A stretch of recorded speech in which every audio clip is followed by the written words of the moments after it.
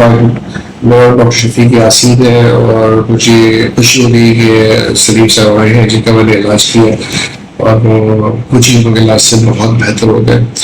میرا لوگوں کے لیے پیغام ہے اور بہت ضروری ہے کہ عبادت کرنا، نماز پڑھنا، دیندار ہونا بہت اچھی بات ہے، لیکن اس کا مطلب نہیں ہے کہ آپ کو دماغی بیماری نہیں ہو سکتی.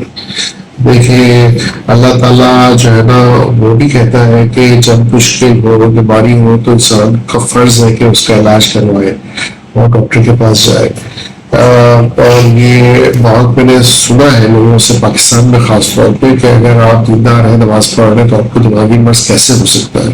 دماغی مرض کسی کو بھی ہو سکتا ہے، چاہے وہ عبادت کر رہا ہے یا عبادت نہیں کر رہا، اس سے اس کا کوئی لینا دینا نہیں ہے.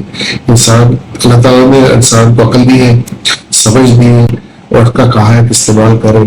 حضرت علی نے کہا ہے کہ اگر آپ دو پاؤں پہ کھڑے ہیں اور ایک پاؤں اٹھاتے ہیں تو وہ جو ہے نا وہ آپ کی قسمت ہے، لیکن اب دوسرا پاؤں جو آپ اٹھا نہیں سکتے وہ انسان کے بس میں نہیں ہوتا.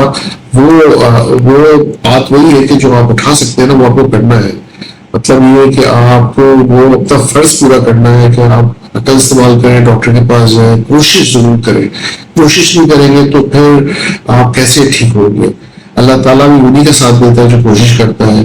اور میرا مشورہ ہے کہ ہر انسان کو کوشش کرنی چاہیے، اپنا علاج پورا کرنا چاہیے. اور دماغ بھی ایک ایسا آرگن ہے جیسے دل ہے، اور دل سے زیادہ ضروری آرگن ہے، اس لیے کہ ایون دل کی جو آپ کی جو ریٹس ہیں، جتنا دل آپ کا 70 بڑھا کر ہے 70-75 پر منٹ، وہ بھی آپ کا دماغ سے کنٹرول ہوتا ہے. تو کوشش کریں کہ دماغ کے پرابلم کو بہت اہمیت دیں اور اپنا علاج ٹھیک ٹائم پہ کریں. جتنا دیر ہو جائے آپ سوچتے ہیں جادو ہے، آپ تعویذ کرا لیں گے، آپ کسی جگہ آ کے دم کرا لیں گے، دماغ کے پرابلم بگڑ جاتے ہیں مزید اور اس کو ٹھیک کرنا اور مشکل ہو جاتا ہے.